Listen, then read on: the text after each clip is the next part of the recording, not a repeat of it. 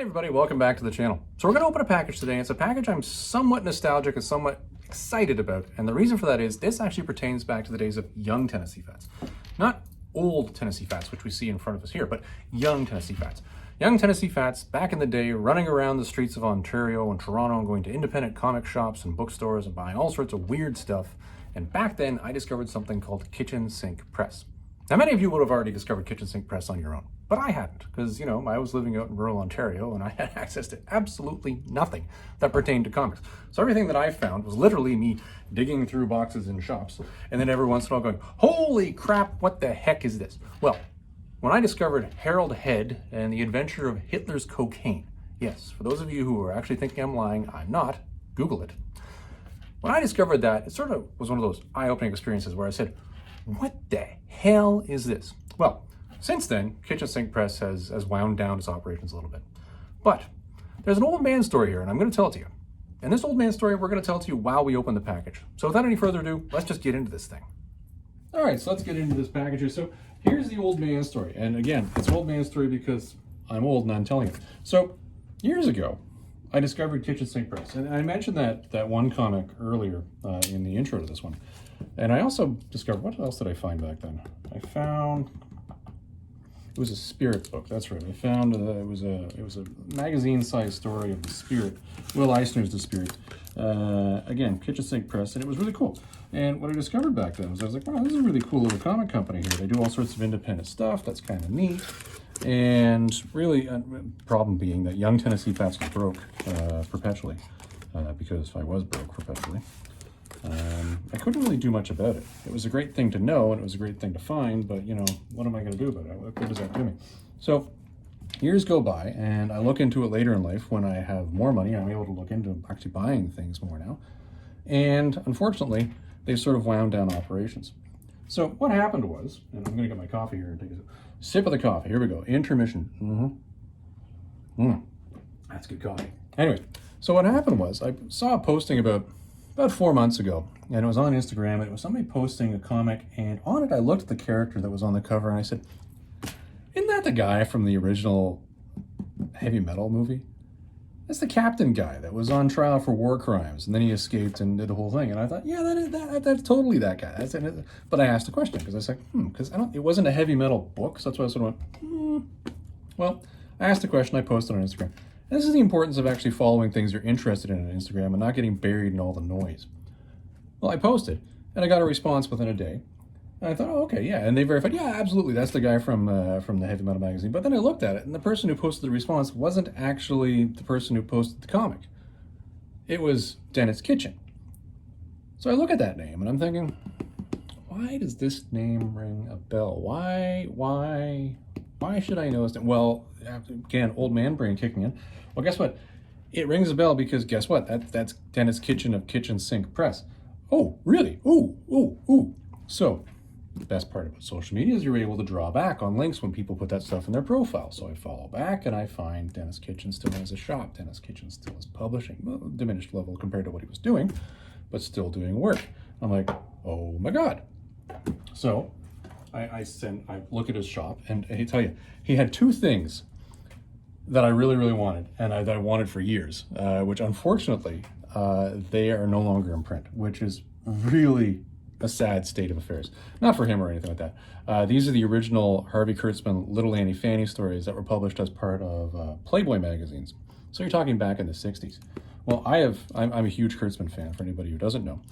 And I've been looking for copies of Volume 1 and Volume 2 of that now for, 10 years. So I actually reached out and sent a DM to Dennis Kitchen directly and said, hey, listen, your shop says you don't have these, but or did it say it did have them? I can't remember. No, it said it didn't have them, but they were listed as items which are just out of stock. So I sent a message, and he replied back and said, I'm sure we do. Go ahead and reach out. So first, he responds to a question I had. Second, he responds to a DM that I got. And says, yeah, absolutely, just go ahead and look into it. Well, unfortunately, when they looked into it further, the copies they did have were the original copies that were published by Playboy, and we're talking like back in the 60s. I am terrified of reading those. Holding those and because I want to read these, would absolutely terrify me just because of the intrinsic value that's in those books. So unfortunately, I'm still on the hunt. But while I was there, I did find some other stuff. So lesson here being to those of you who are out there doing your thing on the social media, respond to people because you know what? They really like it. Case in point. Well, the cool stuff that I found here, and I'll show you this. I've still got some more tape here. There we go. Ha-ha! Right off the top. Harvey Kurtzman, The Grasshopper and the Ant. Now, some of you might not know why I'm fixated with Harvey Kurtzman. Harvey Kurtzman was back in Mad Magazine. He went on and did Hey Look. He went on and did the Trump thing, Trump Magazine, not President Trump. And I don't know why. It's a strange thing. The guy's 50 years before my time. His humor just jumps at me. It just speaks to me. And I have a really hard time finding his stuff because guess what? As I have the aforementioned comment, he's 50 years before my time. So Grasshopper and the Ant, I believe, is the last thing other than the Little Andy Finney books that I need from Kurtzman. So glad that they had that in stock and I was looking at that. But while I was there, I also found some other great stuff. So for anybody who's thinking about checking out their store, by all means do so because they do have, and they have a lot in relative terms, of underground comics. Underground comics from back in the 70s. With that, because I'm trying to get more and more into this now, is these particular books, which are Will Eisner's The Spirit books. Now, does anybody know this? Well, I asked the question, but of course, I'm in a monologue media here where I can't really wait for an answer. I'm trying to get more Spirit books, and I'm trying to get more of the original underground stuff, because this stuff, in my mind, is really where you get the raw pieces of what these writers and these artists meant to do. As I'm reading more and more about the struggles of the 60s and the 70s that artists were having with publishers, I find it fascinating that they were really pioneering what we do. Oh, there's the other one right there. There's number one. They were really pioneering what we call intellectual property rights and wanting to own their stuff back then. When they went to independent companies such as Kitchen Sink, they were given so much more freedom and latitude. You get Will Eisner suddenly doing what he really wanted to draw into with The Spirit, which is sometimes that grittier side. And it might be something that doesn't match the Comics Code Authority back in the day. So lo and behold, there it is. Very happy with that, which I'm quite excited about. I'll tell you, the next thing is going to be picking up now. I think I'm going to put it in order and try to find copies of the greatest pieces of Wit's End, which was Wally Wood's project. And the other one I want to get my hands on are Jack Kirby's Sky Masters newspaper dailies, which does actually exist. You can find it if you go looking for it. Again, I'm trying to find what these artists were doing on their own when they were out of the control of the larger companies. Destroyer Duck, another one of Kirby really doing work for free, because basically as a big FU to Marvel, very subtle FU, but that's what he was doing to help out a buddy. But there are other things that he did as well, which again get back to that more independent stuff. Harvey Kurtzman, the guy was a genius, and when he was doing stuff on his own, guess what? He was doing genius stuff on his own for things that he couldn't do when he was sitting under a publisher. Will Eisner, the same thing. So, old man rambling story here. The points that come out of it that I really want to push to you guys are, social media can be completely overwhelming. It can be completely daunting. I've many times felt myself getting drawn too far into it and then drawing myself back out of it purposely to stop being drawn too far into it.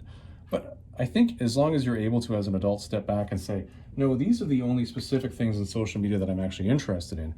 I'm going to stick to these. Although it's somewhat myopic in the way you're looking at it, and it's going to limit your exposure to other items, it'll help you drive down into the things that you're actually truly interested in, as long as you pay attention to them. Once again, mad props out to Dennis Kitchen for reaching out and was trying to help me out with trying to find those books that were in stock. And unfortunately, the ones that he had were the original Playboy ones, totally out of my price bracket for readers, which is cool. Hopefully at some point in time I will be able to find those copies later and we'll be able to go through that. Anyways, rambling story. I hope you enjoyed that, everyone. I will read these Spirit books. I will definitely read the Grasshopper and the Ant. I don't think I'll give you guys a review of this thing because, quite frankly put, I find that the interest in Kurtzman's work is really, it's a small crowd of us. Those that are there, but it's a small crowd. So I'll keep this one to myself. Everybody, I hope you enjoyed that one. Y'all have yourself a great rest of the day and stay safe out there.